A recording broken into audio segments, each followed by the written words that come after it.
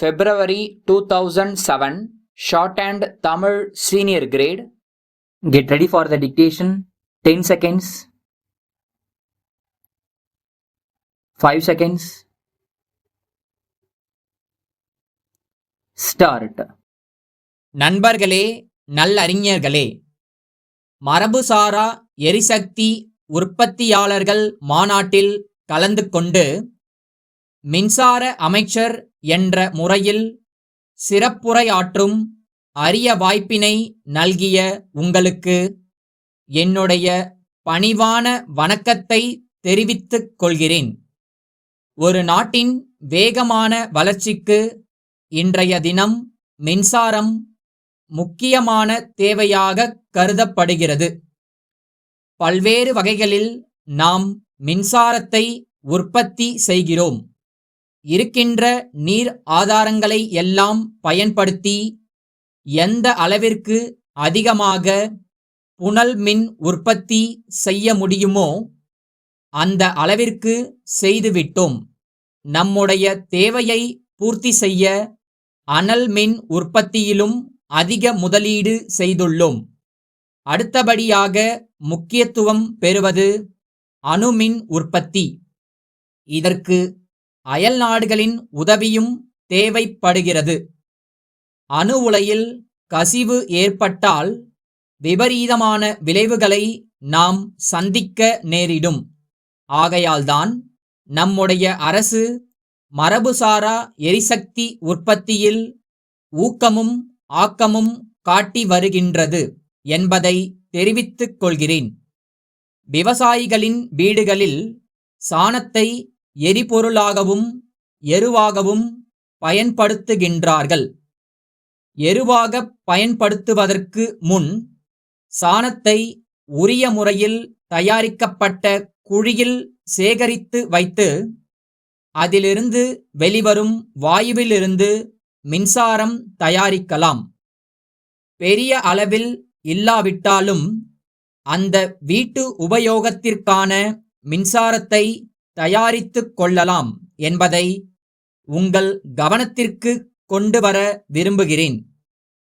வெளிநாடுகளில் சூரிய சக்தியிலிருந்து மின்சாரம் தயாரிக்கும் முறையைப் போல நம் நாட்டிலும் தயாரிக்க திட்டமிடப்பட்டு பல மாறுதல்களுடன் இப்போது நடைமுறைப்படுத்தப்பட்டு வருவதை நீங்கள் பார்த்திருப்பீர்கள். அதனால் சுற்றுச்சூழலுக்கு பாதிப்போ சுகாதாரக் கேடோ ஏற்படுவதில்லை. ஆகவே வீட்டுக்கு தேவையான மின்சாரத்தை சூரிய சக்தியிலிருந்து பெற்றுக்கொள்ளும் திட்டத்தை விரிவுபடுத்த அரசு நடவடிக்கை எடுத்துள்ளது என்பதை தெரிவித்துக் கொள்கிறேன். அடுத்தபடியாக காற்றிலிருந்து மின்சாரம் தயாரிக்கும் திட்டம் இருக்கிறது. தென் மாவட்டங்களில் இத்திட்டம் தீவிரமாக செயல்படுத்தப்படுகிறது. காற்றின் வேகத்திற்கு ஏற்ப மின் உற்பத்தி இருக்கும். அதற்கு தகுந்தாற்போல் காற்றாலைகள் அமைக்கப்படுகின்றன. சொந்த தேவைக்கு போக எஞ்சிய மின்சாரத்தை மின் வாரியத்திற்கு விற்றுவிடுகிறார்கள். அதை போன்றே கடல் அலையிலிருந்து மின்சாரம் தயாரிக்கும் ஒரு திட்டமும் பரிசீலனையில் இருக்கிறது என்பதை சுட்டிக்காட்ட விரும்புகிறேன். இத்தகைய திட்டங்களின் மூலம் படித்து வேலையில்லாமல் இருக்கும் இளைஞர்கள் பயனடைவார்கள். சுயதொழில் வாய்ப்பு பெருகுகிறது. செலவு குறைவாகவும் இயற்கைச் சூழல் பாதிக்கப்படாமலும் இருப்பதால் அரசும் அதிக அக்கறை காட்டி வருகிறது.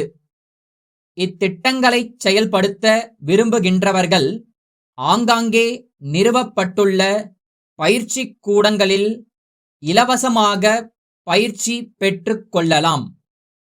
பயிற்சி காலத்தில் உதவித்தொகையும் வழங்கப்படும் என்பதை தெரிவித்து என் உரையை முடித்துக் கொள்கிறேன். வணக்கம்.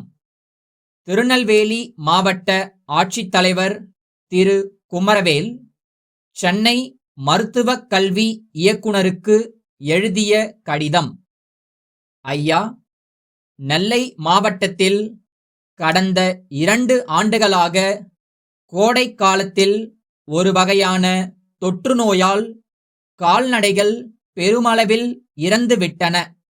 அதனால் அவற்றை நம்பி வாழ்க்கை நடத்திக் கொண்டிருந்த ஏழை எளிய விவசாய பெருங்குடி மக்கள் பெரும் துயரத்திற்கு உள்ளாகி இருக்கிறார்கள்.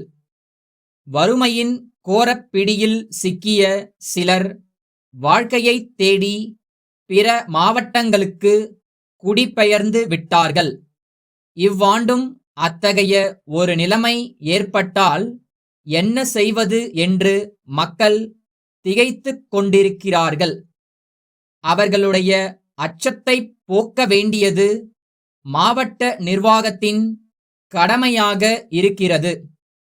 கோடைக்காலம் நெருங்கிக் கொண்டிருக்கிறது. நோய் வந்தபின் தடுப்பு நடவடிக்கைகளை மேற்கொள்வதை விட வருமுன் காப்பதே சாலச் சிறந்தது.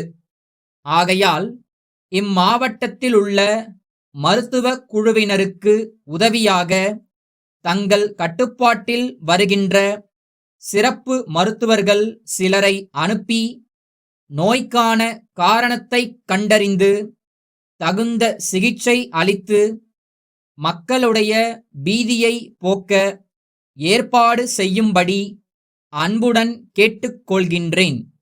தங்கள் நம்பிக்கையுள்ள